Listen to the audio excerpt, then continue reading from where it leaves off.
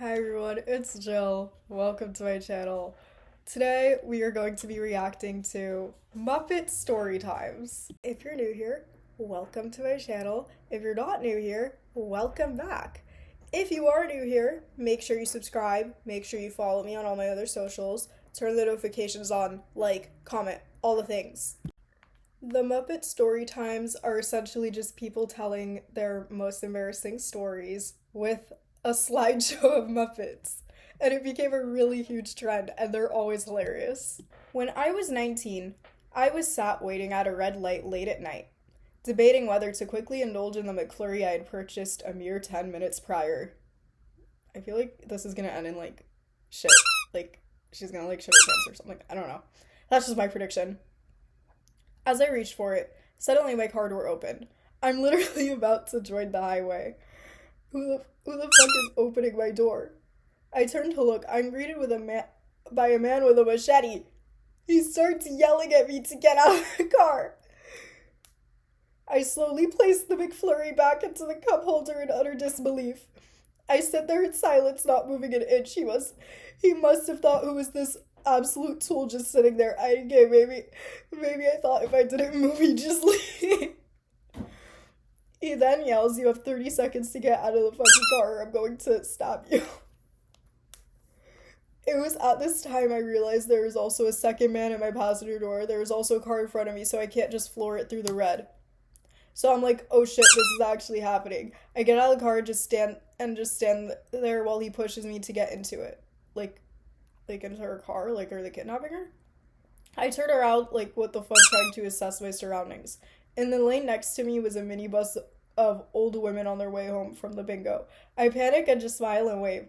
They look in pure disbelief.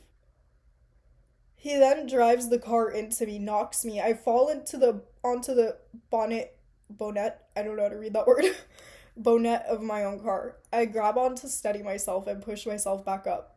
The next thing I know, I'm traveling along the highway, clinging onto the bonnet of my own car, watching this random man drive it through the windscreen.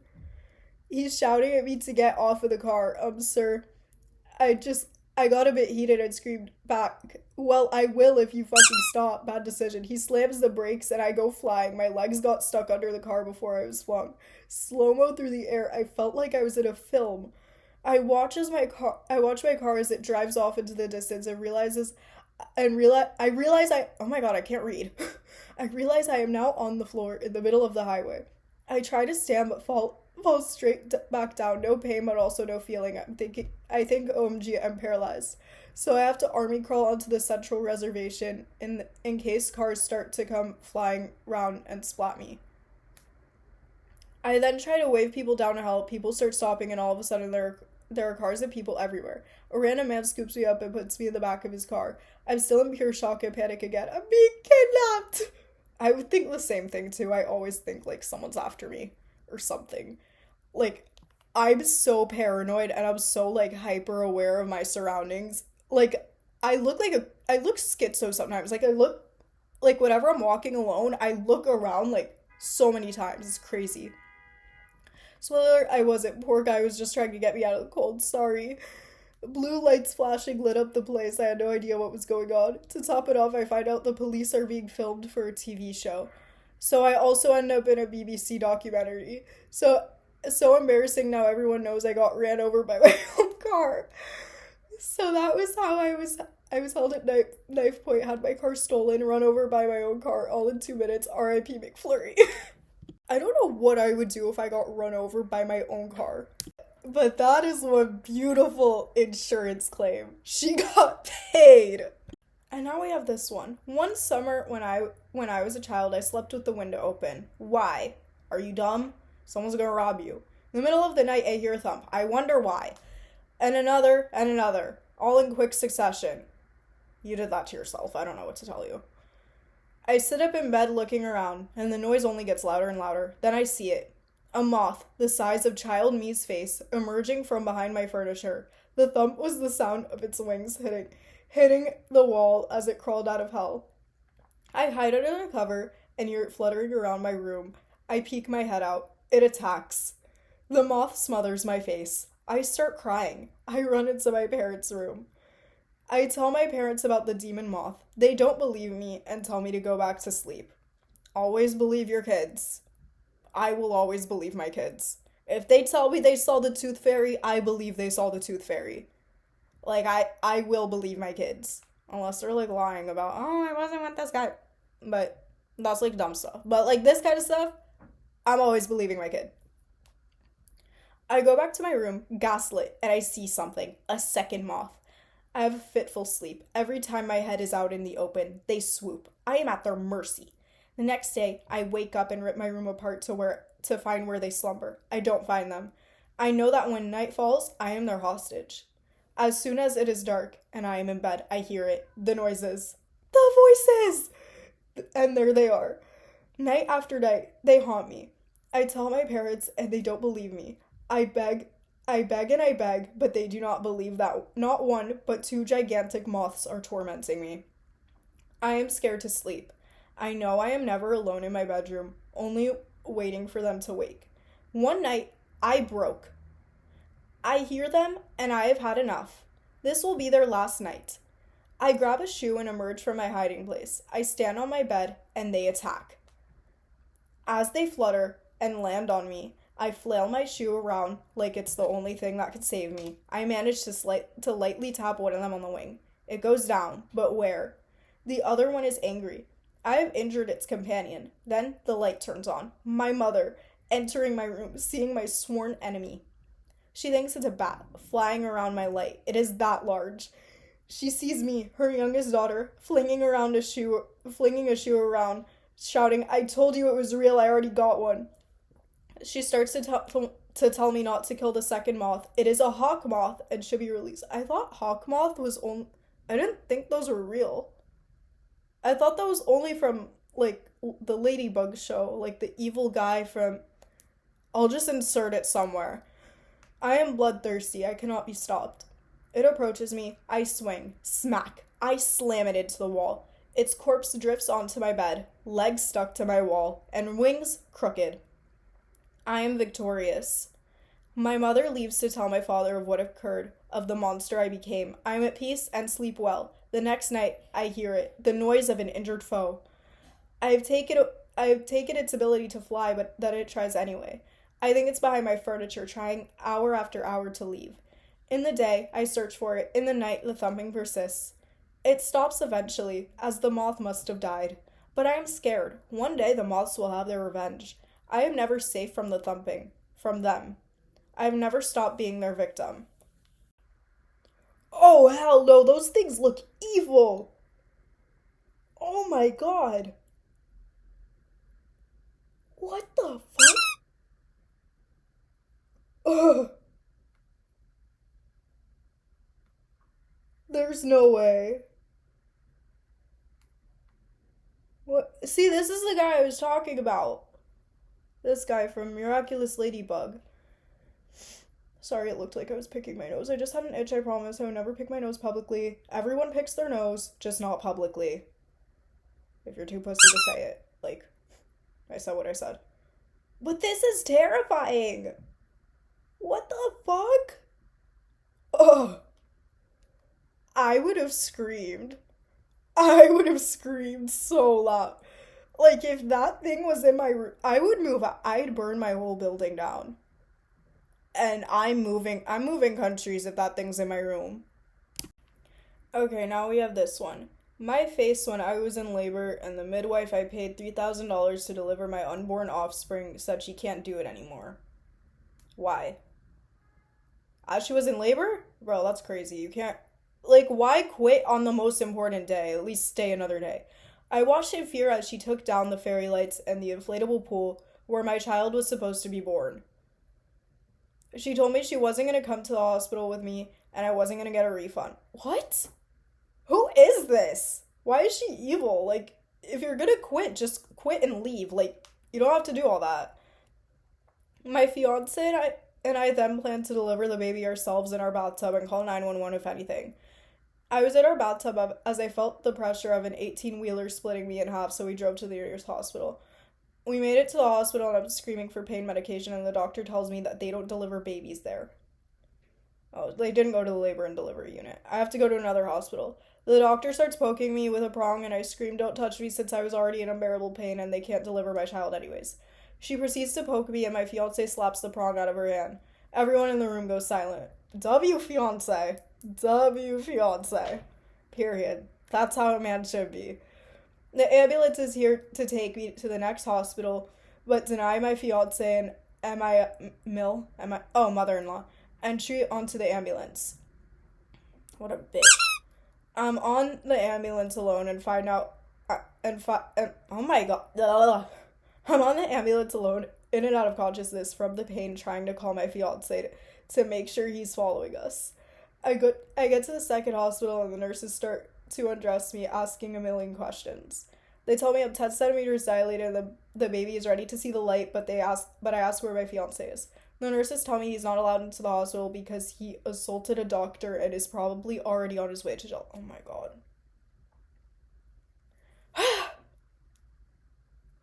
I call my mother-in-law, and she tells me they're not allowing her up either, and that she will pray for me and will stay on the phone while I give birth.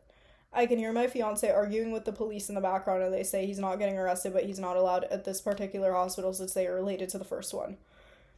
I tell the nurses to let me go, that I was not giving birth without the father of my child present. I was scared I would pass out and would be at their complete mercy. They let me sign myself out, and as they wheel me down, she's telling me I'm a horrible mother for putting my fiance before my child. Bro. The father of the child, if you have a good relationship with them, they should be in the delivery room. Period. I wouldn't want to give birth without my significant other, the father of the child, either. I walk out to cold, crisp air and see my fiance surrounded by police, and I scream, "Let's go, take me to the next hospital." Him in utter shock to see me even walking in the state I was in. Yeah, I don't know how she's walking, because it sounds like she's in, extreme pain. He's driving 100 plus miles an hour to the next hospital as I literally prepare myself to give birth in the backseat of our car. We made it to the third hospital and had the best delivery doctor, and my fiance held my hand through the delivery. We were both so traumatized and sleep deprived that we just wanted to sleep after she was born.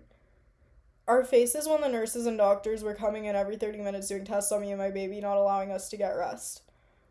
After I was pleading to the nurses all morning to let us sleep for at least 2 hours, my fiance had enough and demanded for them to let us sleep. W fiance, I love this guy. I love this for her. She picked a good one. I love a man that, stands up for their wife, or, their girl, or whatever. Protect me. Stand up for me. That's awesome.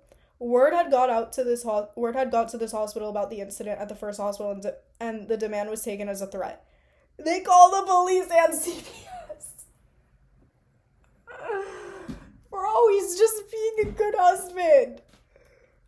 I love this man. I don't even know him. We were separated into different rooms for interrogation. They checked my body for bruises against my will. I just wanted to have a fairy twinkle light birth in an inflatable pool. Oh, I feel so bad for her. Everything aside, she picked a good one. Okay, next one. When I was a kid, I had a secret addiction that nobody knew about. It all started at the local... Oh my god, they put it so, small. It all started at the local grocery store. My mom would grab a coffee at the coffee bar once in a while on her way to school, and I developed an obsession with the half and half pot. I used to be addicted to those too. The half and half pots sitting in a basket on the counter. I know where this is going. I used to be heavily addicted to those. I loved everything about them. Peeling the tiny soft open yum, holding the plastic rim in between my teeth, throwing my head back and chugging it down like a shot. Yes. Yes. I get it. I had an almond mom, so we never had half and half at our house. One winter, we went to visit my cousins in Seattle for the first time. They had a big house that my brothers and I loved playing hide and seek in with our cousins. One afternoon during hide and seek, I found myself in the basement looking for a good place to hide. As I made myself down the rickety stairs, I noticed a big refrigerator. I thought I'd check to see if I could find a little snack. I opened the fridge, and that's when I saw the giant Costco carton of half and half. It was nothing like I'd ever seen before. Oh my god, I remember whenever my dad used to buy half and half, I used to drink it. I would like chug it. No one ever caught me. This is my opportunity. I thought to myself. I grabbed the carton of half and half and gave it a big ol' swig.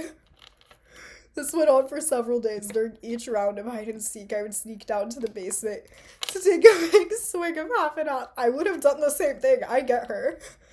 One morning when the rain subsided, my brothers and cousins decided we switch it up and play tag outside. I hated this idea. The ground out back was slippery from the rain, and while running away from my cousin and tag, my brother went flying into the brick wall. We heard a scream, then saw the blood everywhere. Our parents came running out of the house to help. My brother had broken his nose. Right away, I knew this was my opportunity. Oh my god. There's no way she's gonna do it. Everyone was occupied with helping my brother, and I finally go down to the basement and get my fix. I tiptoed away from the crime scene and went to visit my stash. I took out the carton and began chugging it. Only then, the door from outside swung open and everyone rushed in. Much to my dismay, they kept their first aid kit in the basement. Everyone stood there and watched in horror as I chugged the half and half from the carton as my brother lay there bleeding profusely. I never heard the end of it. To this day, my family still says, "Hey, is Hazel coming over? Hide the half and half." Any man I bring home to meet my family will always have to ask me why everyone hides the half and half when I come over. The thought of chugging half and half now makes me want to vomit. But that won't stop them from reminding me every chance they get, especially my brother with the broken nose. I get her. That's all I have to say. In middle school, my friend's dad owned this hotel, and they had, like, tea and, like, coffee and stuff, like, in the lobby. And they had, like, a bunch of those little half and half shots. And I used to steal them and put them in my bag for when I got home, and then I would just drink them all when I got home. Ellie, if you're seeing this, if your dad is questioning, like, why he was spending so much money on half and half, or, like, I blew his budget or something, I'm sorry. A year ago, I had quite possibly the worst experience to ever be experienced on the New York subway. This could mean so many things. I had to go into the office on a Friday afternoon to return a pair of boots that I'd left there the day before. Okay. It was warmer than I anticipated, so I was sweating in my sweater vest and black cargo jeans, which were rentals from Newly. What is that? Probably like a clothing rental site. Context clues, duh. I ran around Midtown trying to find somewhere to return my boots, literally dripping in sweat. Finally, I returned them and went to the 28th station to get on the West train going downtown. I'm never on the West train. I live in Brooklyn. It doesn't make sense for me to be on that train, but I was sweaty and annoyed and hot and wanted to treat myself to a subway ride. Why is a subway ride a treat? Like, I don't think that's really a treat, but okay. Things were looking up. My errand was complete, and I was listening to 1989 Taylor's version in my noise-canceling headphones. On the train, she knows ball. On the train, I got on the train, hooked my arm around the pole, and sat down. Immediately, I knew something was wrong. My ass felt wet. What does this mean?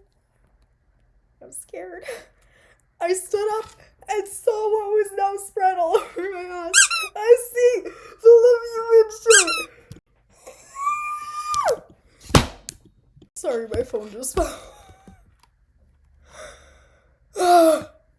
I would have cried. Well, obviously she cried, but oh my god.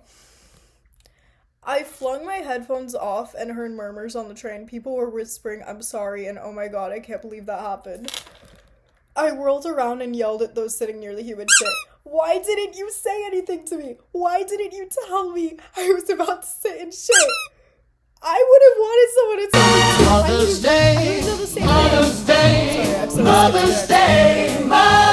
Hold on, I lost where I was.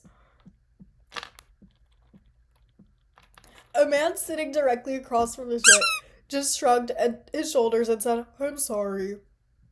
Why wouldn't you tell someone? The fuck?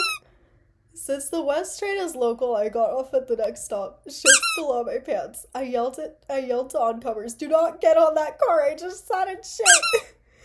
I didn't know what to do. I stood in the station smelling of someone else's bowels and sobbing harder than I had in years.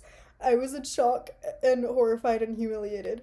I thought briefly, do I take my pants off and become one of those women in Manhattan that walks around in a thong? Do I take off my sweater vest and tie it around my waist? Do I sit in the or do I just sit in the subway in my shit covered jeans?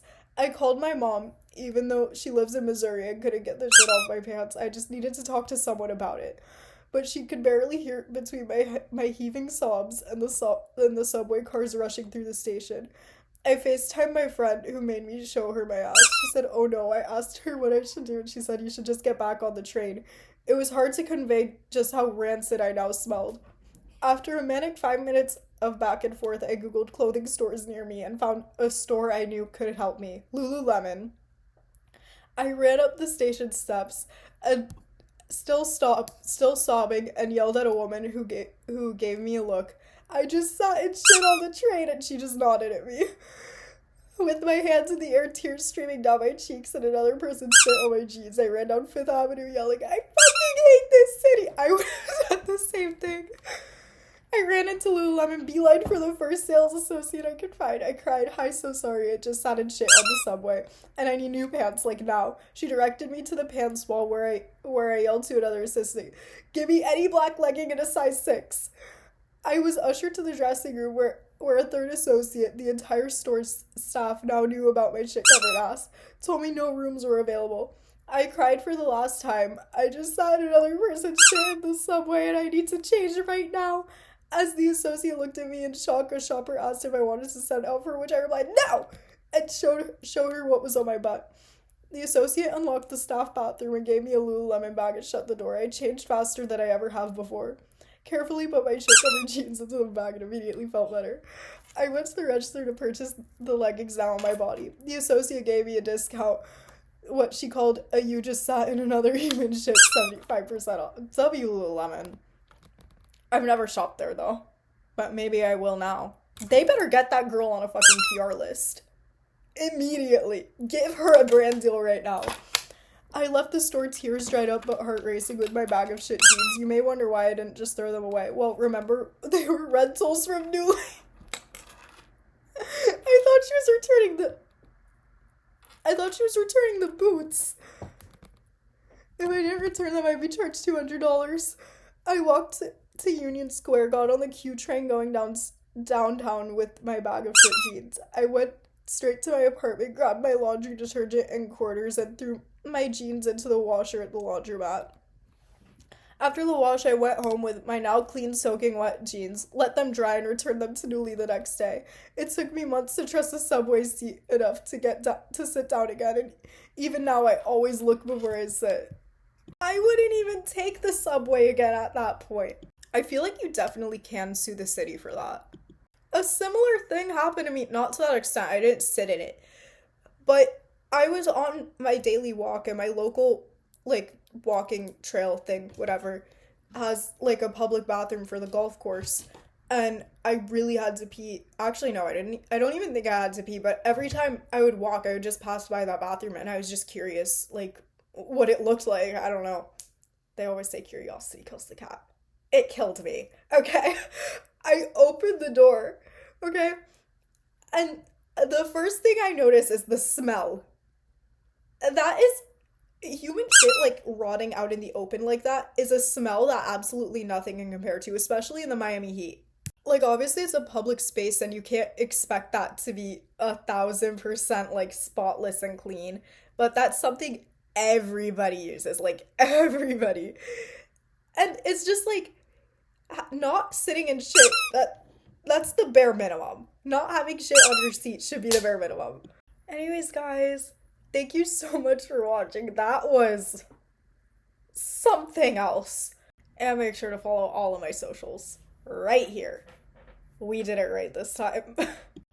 My favorite one was definitely the half and half one because I related to it a little too hard. I was doing that till I was 16, and the only reason I stopped is because my family doesn't buy half and half, and I haven't gone to hotels that have half and half like that in a fat minute. Thank you so much for watching. Be sure to like, subscribe, and comment your favorite one of these stories.